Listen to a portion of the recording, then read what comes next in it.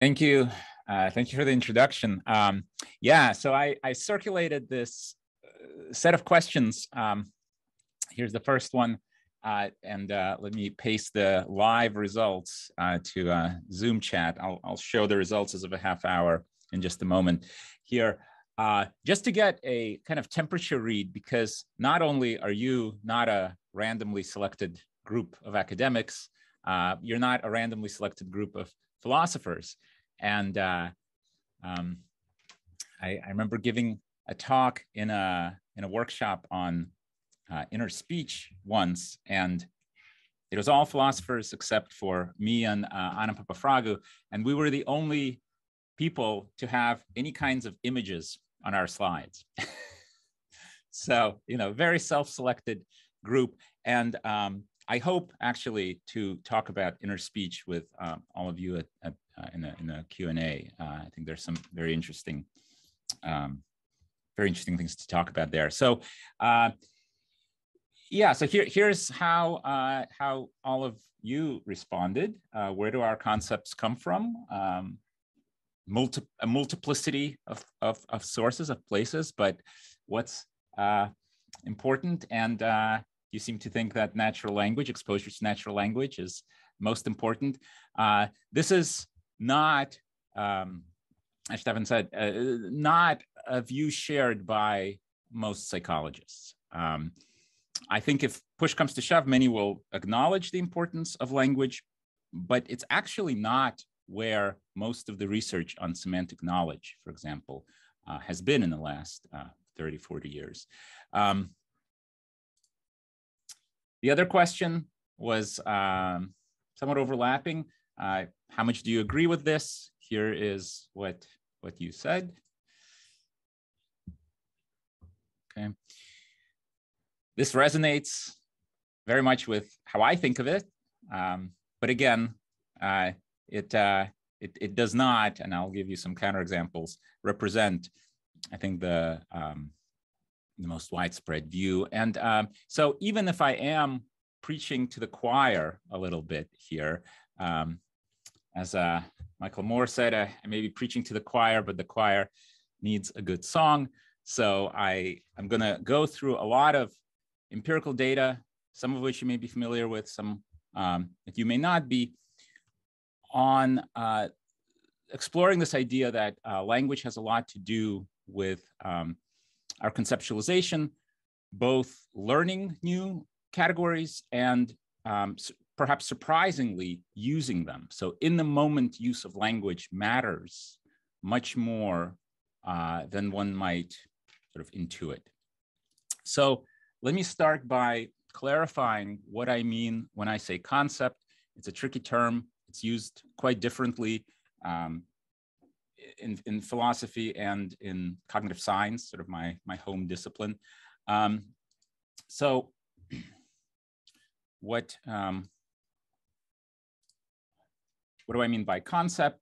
I'm using the psychological definition of concepts as mental representation of categories.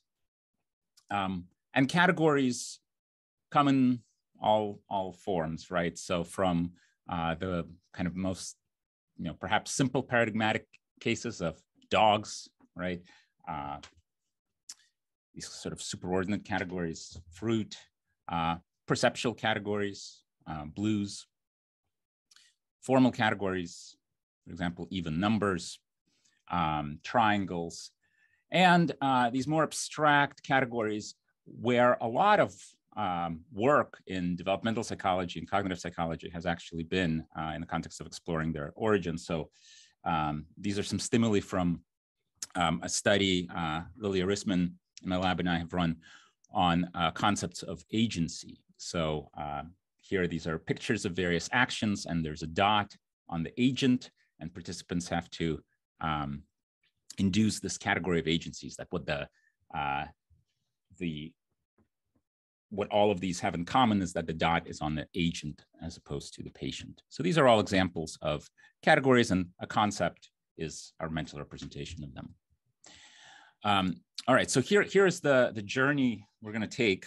There's going to be a lot of data, and I will, hopefully not too much, I'll present it kind of briefly.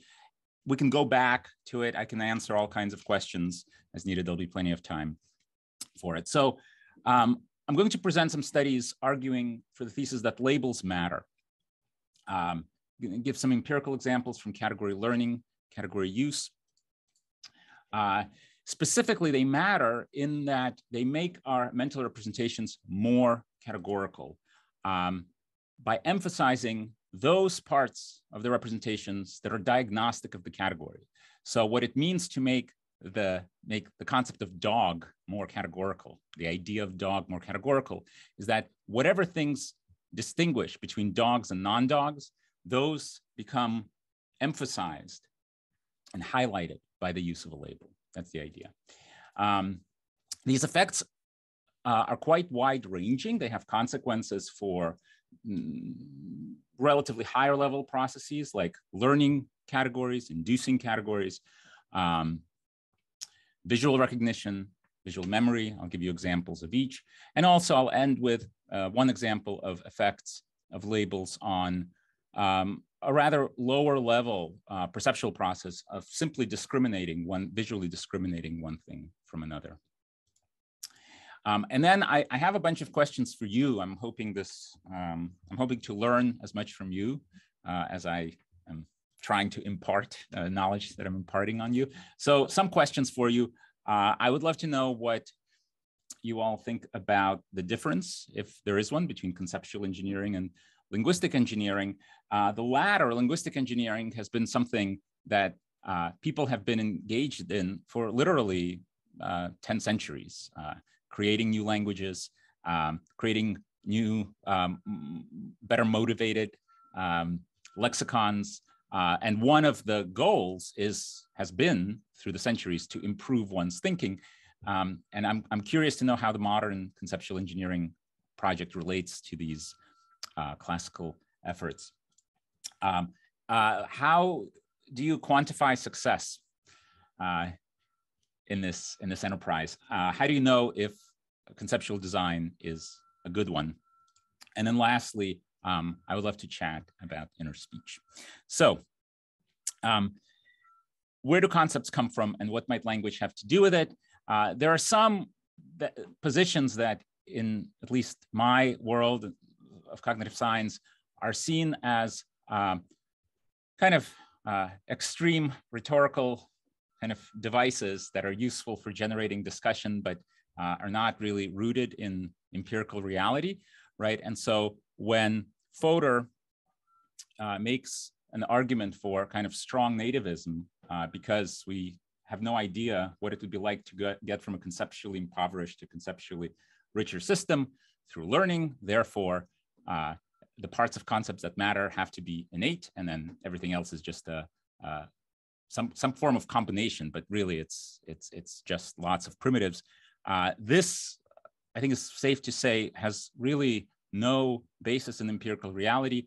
We know that children go through qualitative conceptual change as they learn, as they reason, as they perform thought experiments. So this is absolutely possible through learning, but that doesn't actually answer the question. That just pushes it back. So if you're learning concepts from experiencing the world, if it's anything like inducing certain features, the question becomes, well, where do they come from? So for example, in some work on more formal category learning, Feldman makes the statement that some concepts, and these are rule-defined concepts, like red things, they are inherently simple because they are reduced to this very simple rule, red things. So what do all of these things have in common? They are red.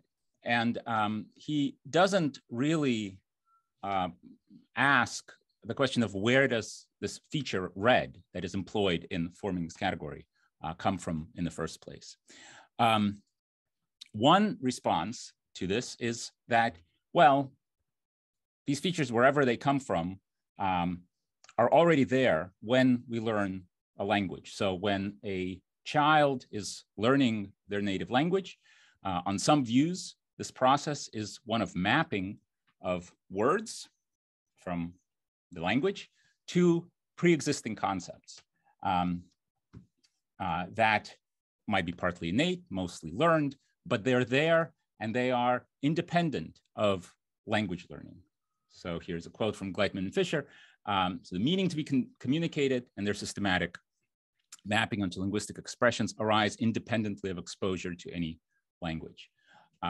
This does not imply that, that there can't be large differences between languages, but on this view, in their vocabularies, for example, on this view, that has little to tell us about the underlying conceptual landscape, because on this view, it's there independent of the vocabulary.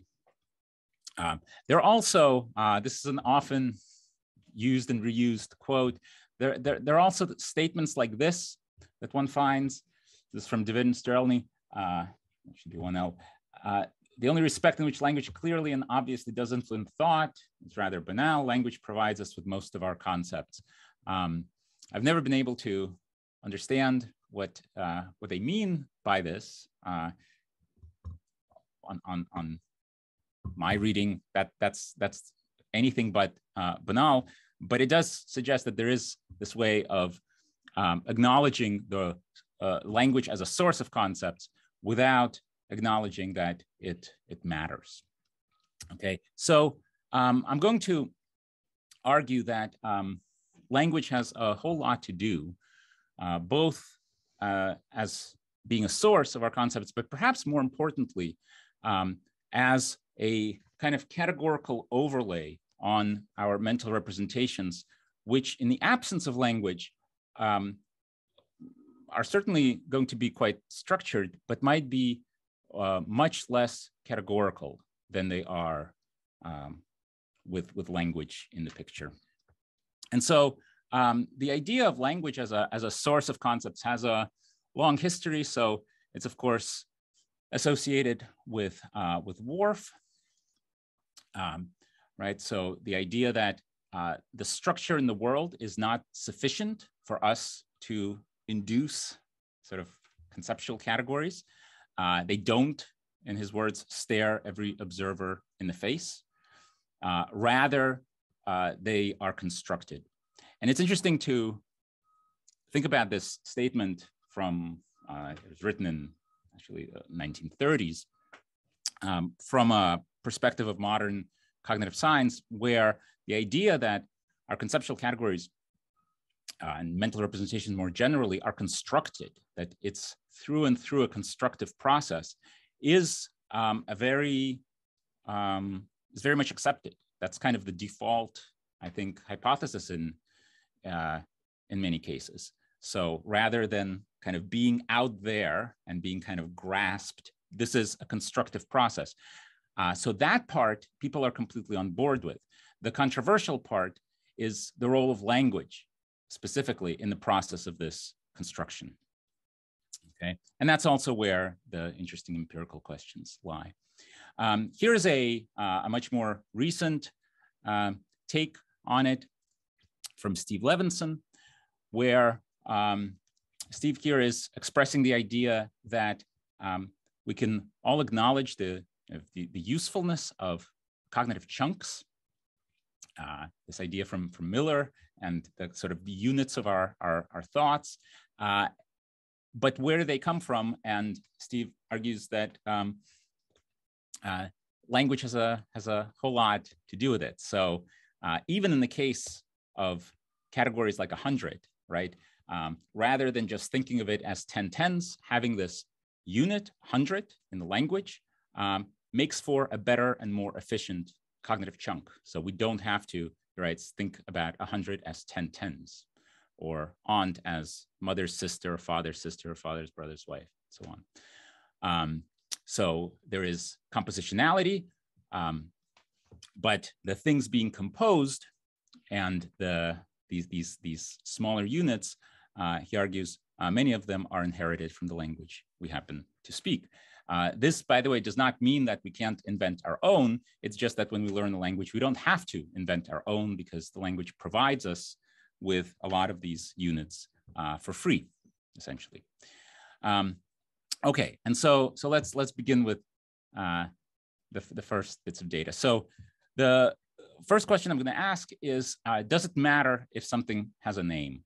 And it has, as its intuition, Worf's example, originally just English having one word for snow, Eskimo having 3 words. That example later ballooned into, Eskimo is not a language, but that's, Eskimos have 40 words for snow, this kind of thing. And famously, George Pullum, in a book of essays entitled The Great Eskimo Vocabulary Hoax, ridiculed both the empirical basis of the linguistics behind this claim, but also, more centrally, the logical basis.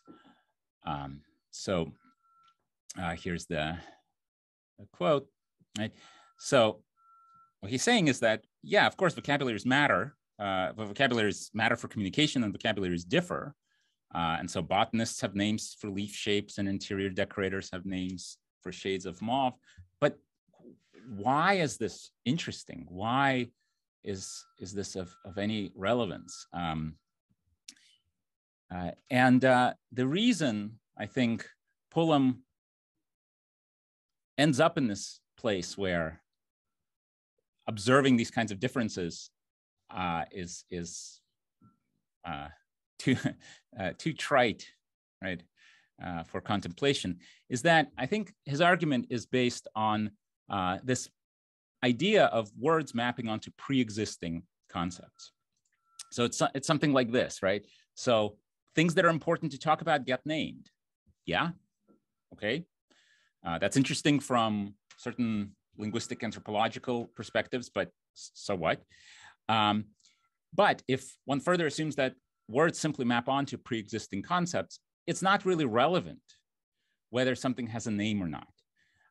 It makes for easier communication. That's why botanists have names for leaf shapes, but you already have the underlying concept, so it doesn't matter. Okay? But that's an empirical question. So does it matter if holding other experience constant if something has a name? And so this was the motivation for one of my first empirical projects early on in grad school, where we had people do a category learning task where the cover story is that they're an explorer on this planet. That's them here. And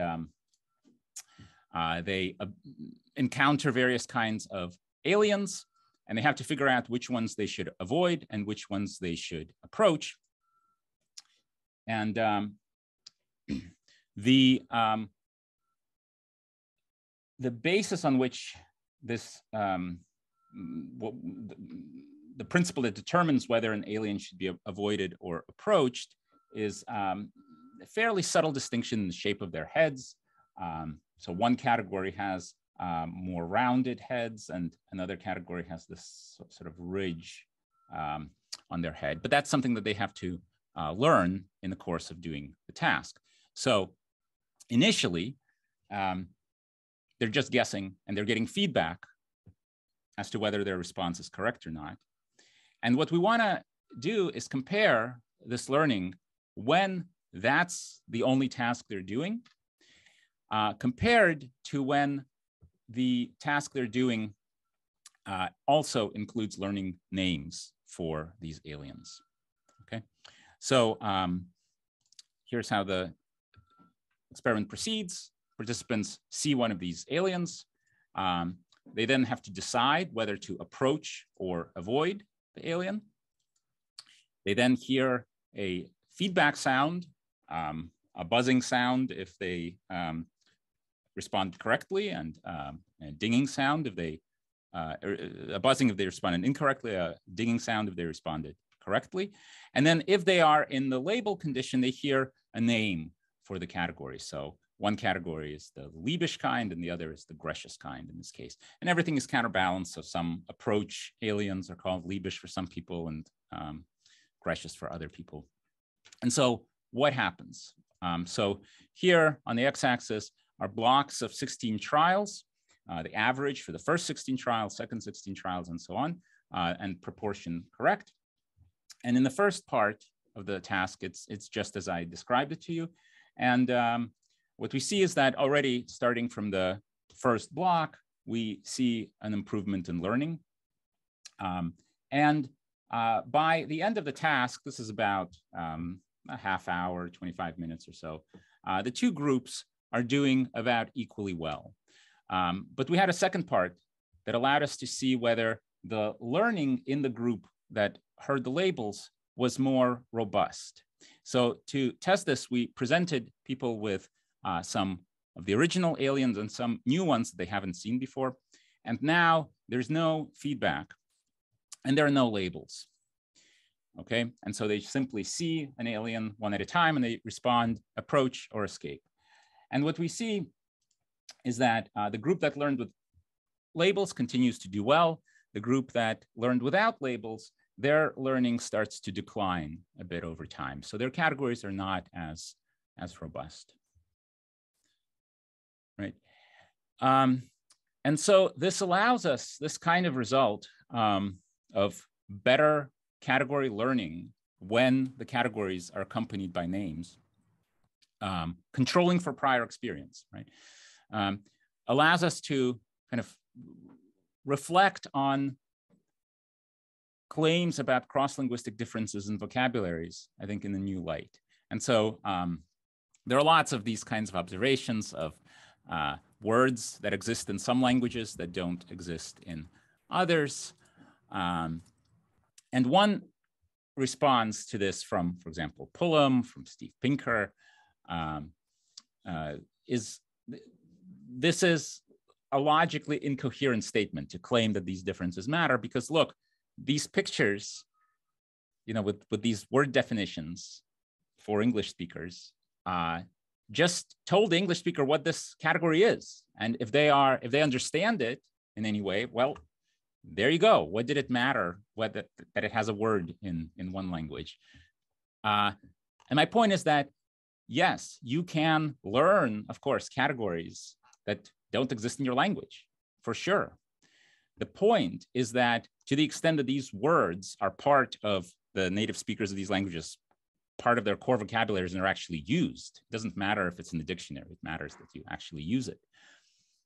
To the extent that they are used, they are the cognitive chunks that speakers go around their environment categorizing things into. And although you can explain it to a speaker of a different language and point out the phenomenon, that's not the same as actually having it part of your cognitive toolkit and often quite effortlessly and automatically classifying things as members of that category. And that's the idea. That's what learning the word allows you to do. It becomes a part of your conceptual repertoire, such that when you encounter an exemplar that possibly belongs in that category, you quite automatically place it in that category, right? Recognizing the similarities of different exemplars that are denoted by the word, and better recognizing the differences between category members and non-category members. This statement by Levinson is an assertion that suggests certain empirical tests.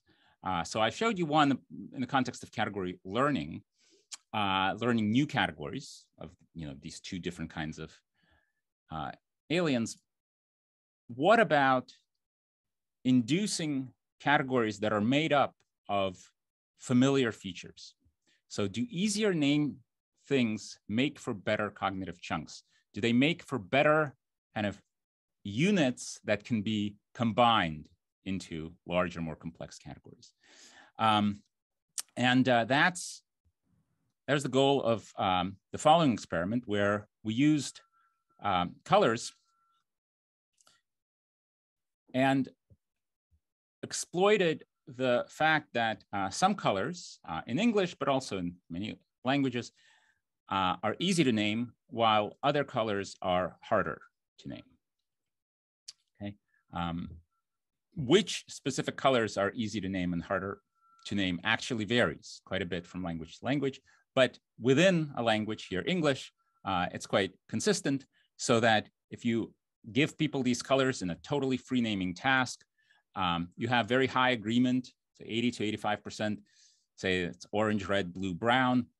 The reason it's not 100% is that some people say, dark blue, or they specify some more specific term, and that in this task would not count as the same response. If you compare that to the colors on the bottom, there's much, much less agreement. These are the modal terms, but they're only provided by, in this case, 6 to 10% of people. So basically, people, of course, have no trouble distinguishing all of these colors from one another, but they have trouble naming them in a consistent way. And so here is the experiment we're going to run. So we're going to present people with these color wheels that are made up of 3 colors. And the participant has to figure out whether to place this color wheel into category A or category B. And they get feedback, letting them know if they responded correctly. And so they learn by incorporating that feedback, trying to figure out what makes category A, and category B. The underlying rule here is very, very simple. And if you can see the stimuli together, it's very obvious. In this case, if this slice, any slice, if there's red in it, it's category A. If there's a brown, it's category B. So it's this very, very simple rule-based category. And the logic is identical with these color wheels on the right, except the colors they're composed of are harder to name. Okay. In the actual experiment, people just see one stimulus at a time. Despite the simplicity, the logical simplicity of this rule, it makes a pretty big difference in learning. So these are 3 blocks of trial. This is about 10 minutes of experiment time. And you can see that people learn these categories composed of easier to name colors much better than harder to name colors. This is a very robust effect. It survives all sorts of perceptual controls. It also, interestingly, survives a version where the easy and hard to name categories are all being learned together within subjects. So here, say A and B are the easy to name ones, and C and D are the hard to name ones.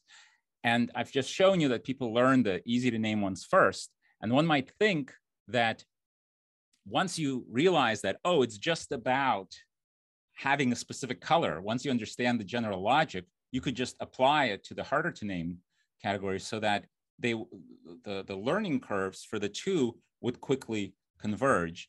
And that's not what's happening. Even after 6 blocks in this case, there's a continued nameability advantage. We did these experiments using colors, but it's not just a color thing. So if you have stimuli like these tangram shapes that are assembled into relatively meaningful and nameable objects here, okay? So if you ask people to name this thing, about a third say that's a duck, camel, and so on. These kinds of stimuli allow us perfect visual control, unlike colors, because we can just rotate them and create harder to name versions.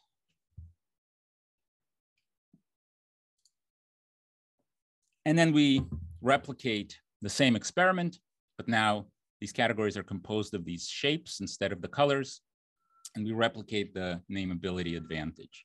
So again, these categories composed of easier to name shapes are learned or induced faster than categories composed, identical categories structurally composed of harder to name shapes. Any questions about these studies? Like, are folks following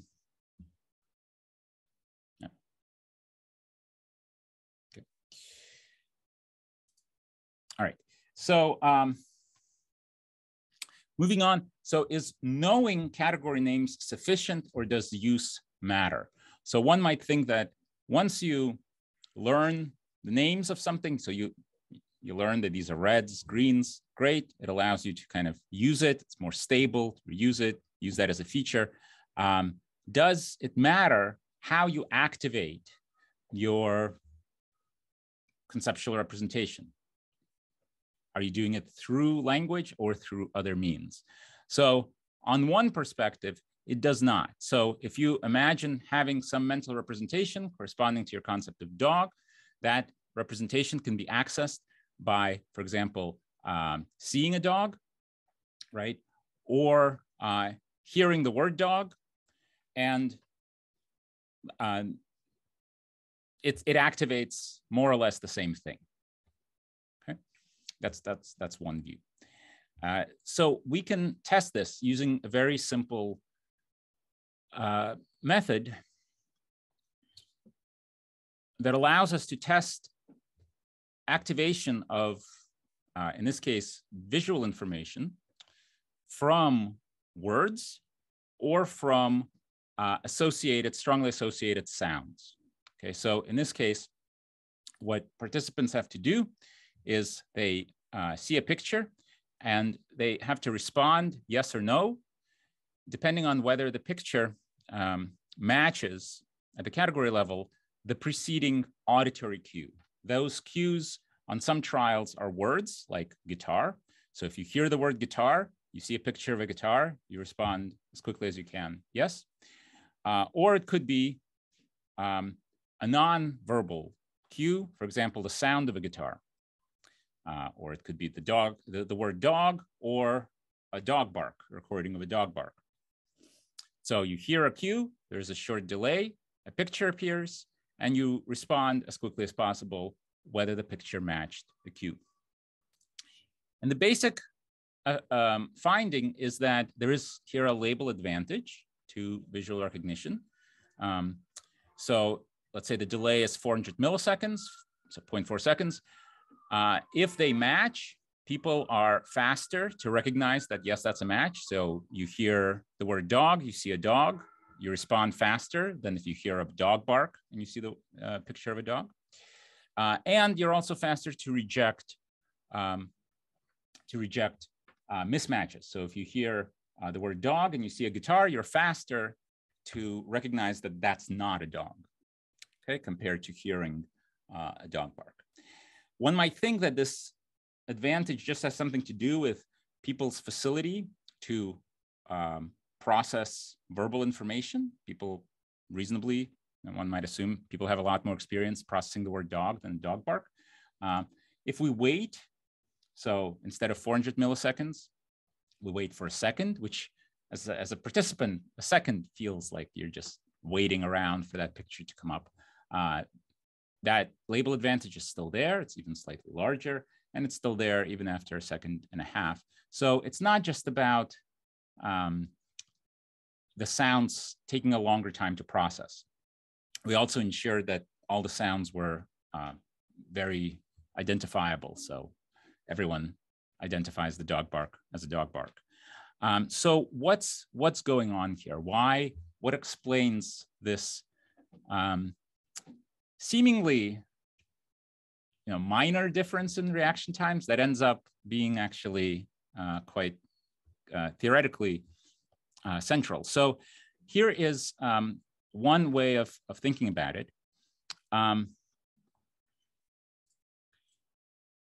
The difference between words and other kinds of cues, like in this case, characteristic sounds, is really a difference in kind. It's the difference in how words can relate to their reference.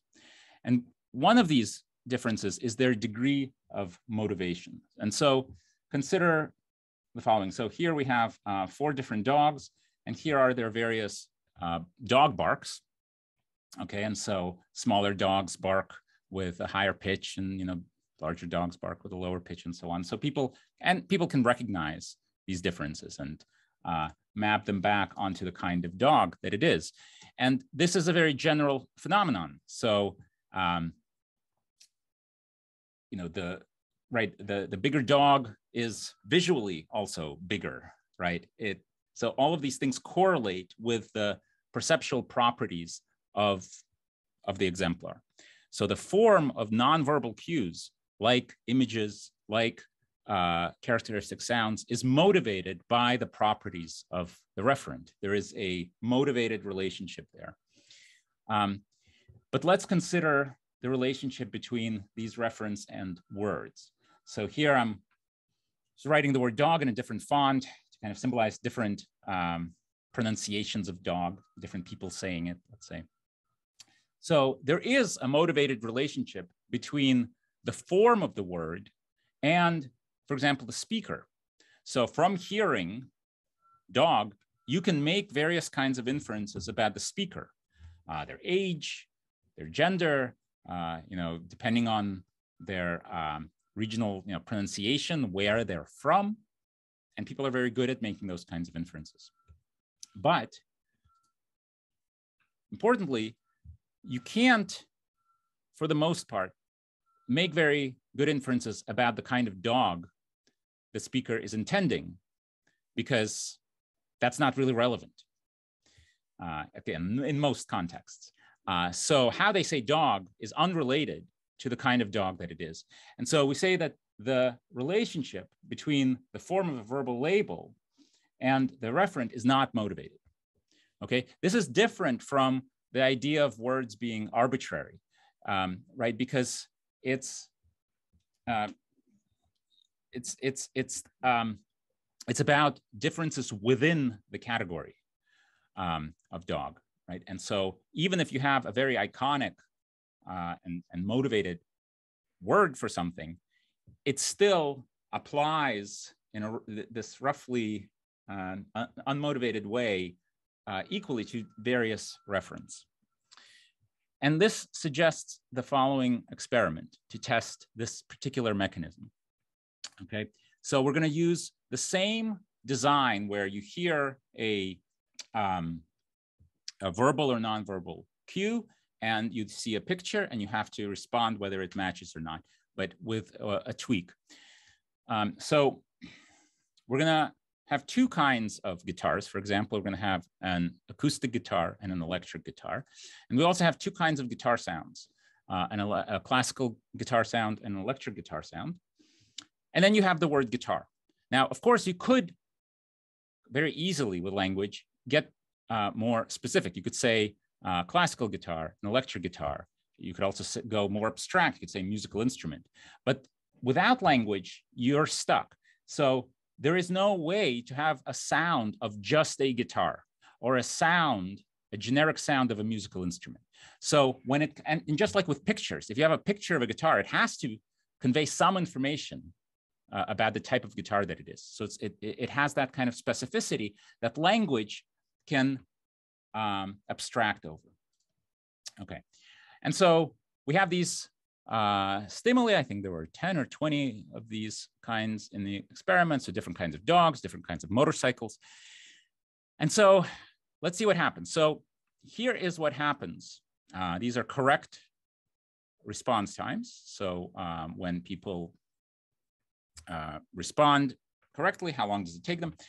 And so the incongruent condition would be when you hear, for example, an electric guitar sound, and you see a classical guitar. The correct response is still yes, because it's a guitar.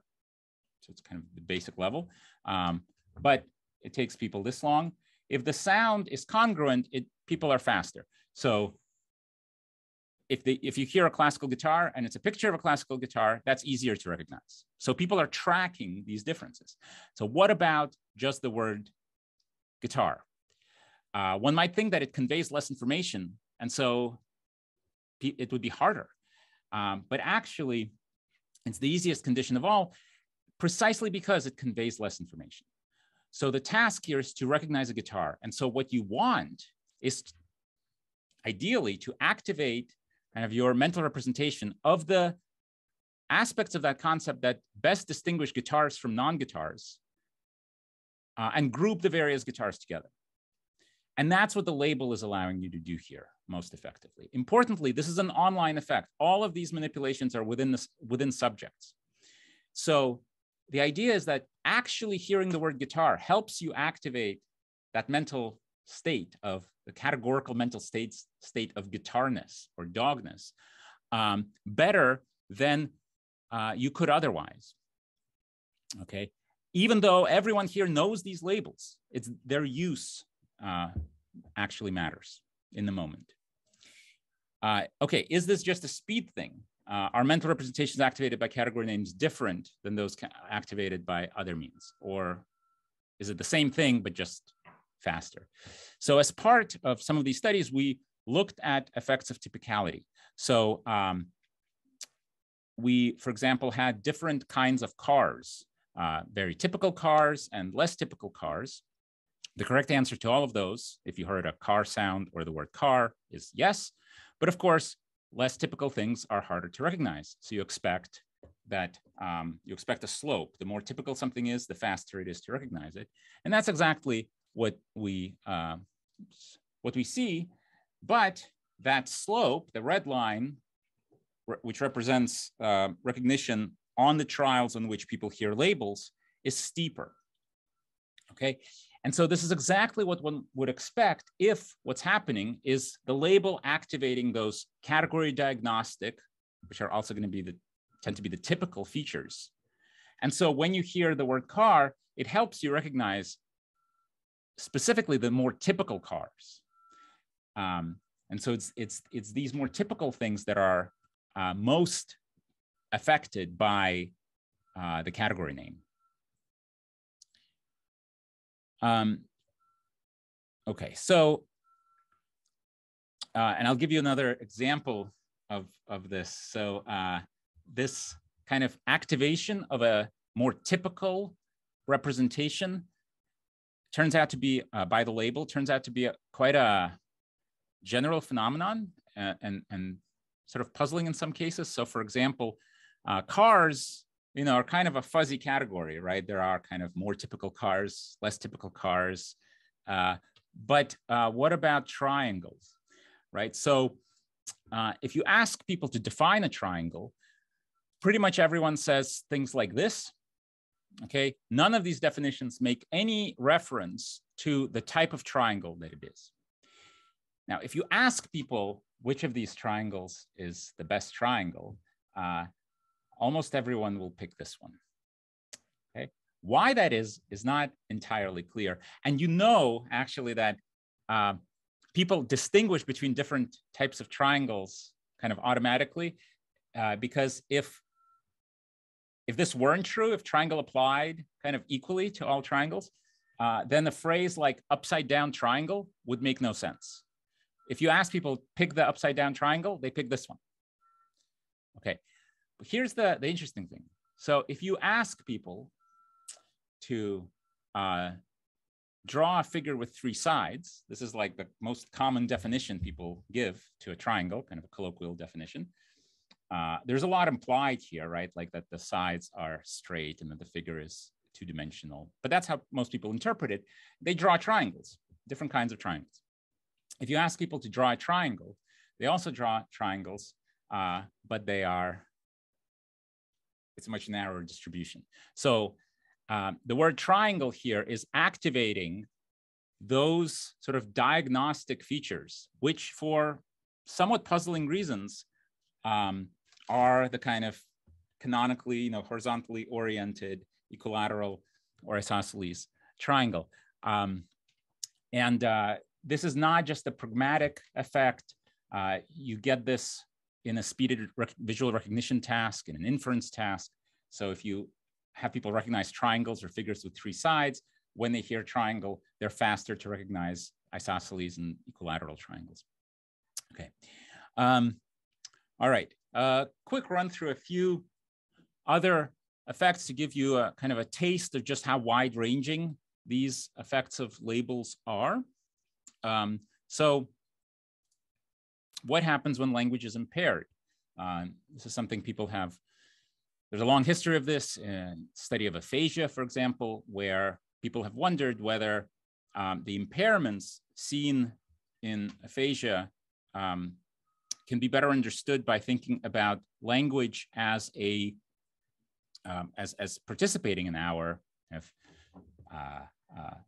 normal way of thinking, such that as a key person in the early study of aphasia and cognition, Kurt Goldstein said if a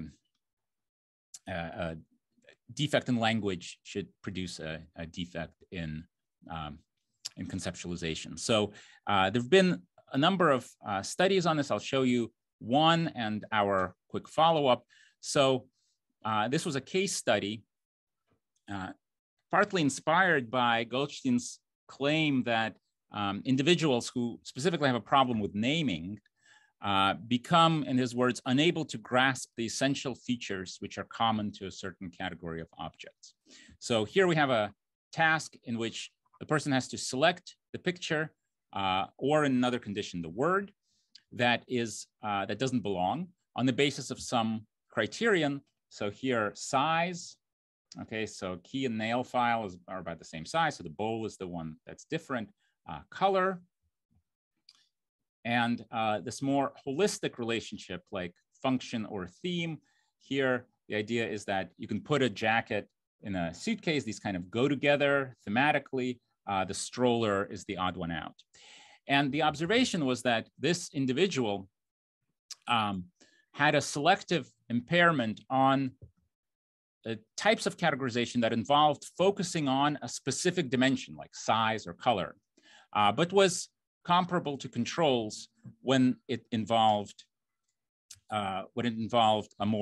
appreciating a more holistic thematic relationship. We wanted to see whether we could reproduce this pattern by actively interfering with in-the-moment language of people doing this task. So using a simple verbal interference task, we have people doing this. These are just college undergrads doing the same task with the same materials while rehearsing a string of digits. And what we find is a selective impairment in reaction times. Accuracy is very high throughout here for both pictures and words. For color and size, which, if you recall, were the ones impaired in at least this one person with anomia, and normal performance on these more thematic trials.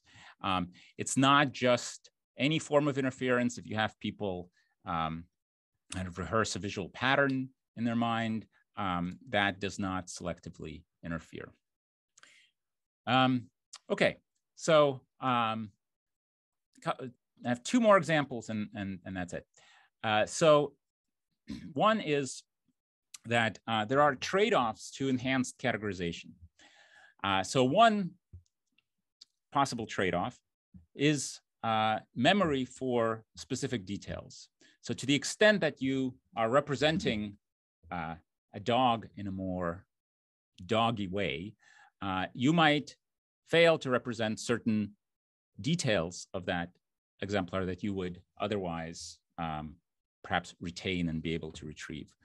So one thing we tried doing is looking at the role of, this is again in the moment labeling for memory of individual exemplars. So we're going to test people's memory for different kinds of furniture here, chairs and tables from IKEA. When they study them and make an overt labeling response, so calling a table, versus in the main task, they indicated how much they liked this item or not. So in the task, they see various chairs and various tables, 20 tables, 20 chairs, and then they're tested for their memory, where they have to distinguish the specific chairs they saw from quite similar chairs and tables that they have not seen. So they there's a study part where they see a bunch of these items, respond, either labeling them or indicating their preference for them, and then old, new, recognition. Have you seen this exact picture before? What happens? So I'm going to plot the hits and false alarms. So false alarms are pictures that are new, so lures that they haven't seen before, that participants falsely recognize as having seen. And it's about a 30% false alarm rate, and similar in these two conditions. So in both cases, 30% of the new ones people are misidentifying as old. Hits is a different story. So here we have quite a large difference, such that when people see an object that they've previously labeled, they're less likely to recognize it. They're more likely to say, no, that's a new one. One way to think about it is that what's happened when you saw this item and labeled it is you have schematized it. You have incorporated it into your chair or table category and are now misremembering it as being, in effect, more typical than it actually is. So for example, you see a chair without armrests. Adding armrests would make that chair a better chair, more typical. And so people are, when then presented with the chair, original chair without armrests, are saying, no, I haven't seen it before, because they are, what they are remembering is that chair as having armrests. Okay, and then last, one example of effects of labels on fairly low-level perception. Here, a simple visual discrimination task. Worf's mentor, Sapir, asserted once that even comparatively simple acts of perception are very much more at the mercy of words than we might suppose. And you can think of this as a kind of test of that general idea. So what we're going to do is we're going to go back to colors, and we're going to look at whether labeling a green essentially affects how people see it by testing their ability to discriminate between that color and some other colors. The idea here is that if you think about colors as a continuum, what label induced categorization can do is distort that perceptual representation. So if the green-blue lexical boundary is right here, what you would expect is, under the influence of the label, the colors straddling the lexical boundary should become easier to distinguish. The colors over here, kind of close to the prototypes, should be slightly harder to distinguish. But counterintuitively, in the middle of the category, we see this spreading out such that under the influence of green, it's not just that like you're now seeing all greens as the same. Rather, you might have slightly harder time distinguishing between a very good green and a slightly less good green. But in the middle of the category, it should become easier to distinguish the different shades of green because they are basically less good greens. You can think of it as analogous to the triangle case. Under the influence of the word triangle, it's not just that you lump all triangles as the same, rather you're accentuating the parts of the triangle that make it the most triangular. Okay, so same thing here, but with colors. And so here's what we're going to do. We're first going to measure each individual's color boundary. We're using 4 colors, red, yellow, green, and blue. So we're going to measure boundaries between them for each participant. So they indicate where one starts and one ends. And we measure, we get kind of a prototype, the best example of green, red, yellow, and blue from them. Here's a little interesting kind of, this wasn't the point of the study. This was just a norming step, but it allows us to answer this question of, within our participants, who are all English-speaking college students, you know, is one person's best red? How similar is that to another person's best red? Or is one person's color boundary between red and yellow, does that correspond to the other person? And the answer, so this is plotting plotting hue and lightness. So the answer is along the hue dimension for both prototypes and boundaries, there is quite close alignment, okay? You could see there's more spread in the y-axis. So here, that's lightness. Okay, same thing with boundaries. So this is interesting, right? Because color words primarily distinguish based on hue. There are some examples like pink, right, is a less saturated version of red. But for the most part, the difference between green, blue, red, yellow is a difference in hue. And people are very aligned in hue. They're much less aligned in lightness and also in saturation, which is not shown here. So one person's best blue is often darker or lighter than another person's, but they do align on hue. Okay.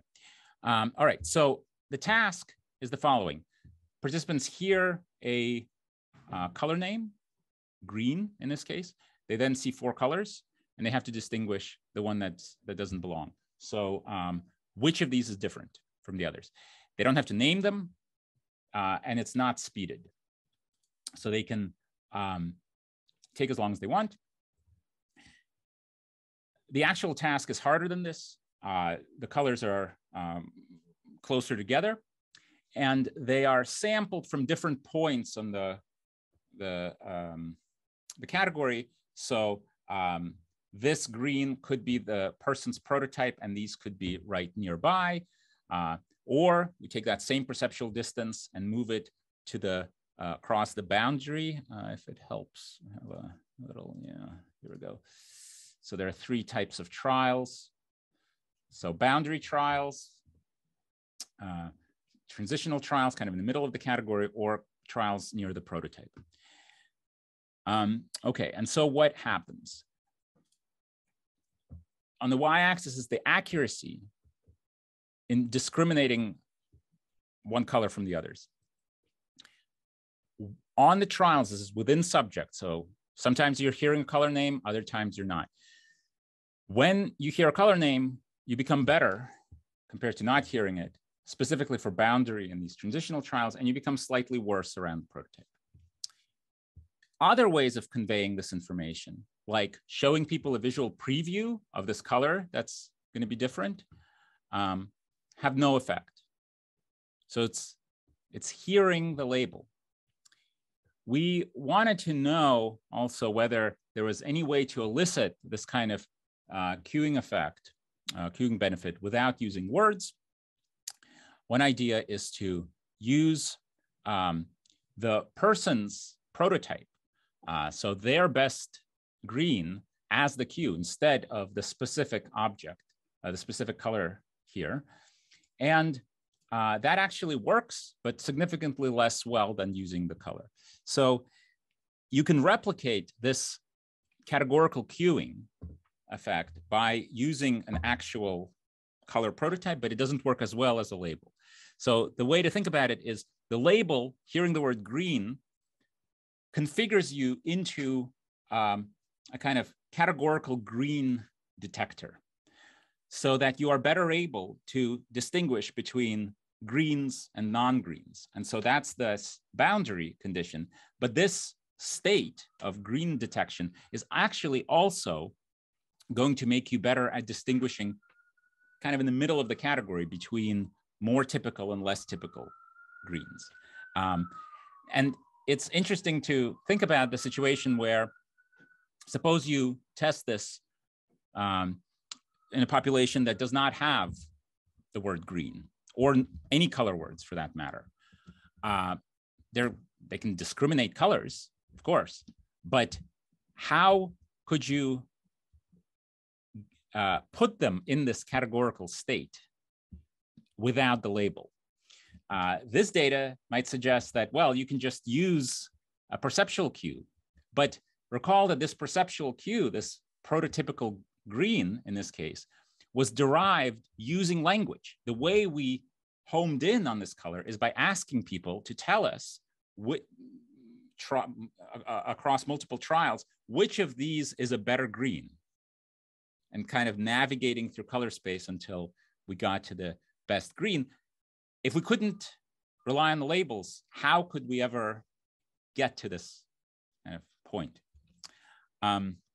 Okay, so that's all I have that I wanted to share with you for the data. And I wanted to go back to this outline slide. And I'm, of course, happy to take your questions about any of the studies or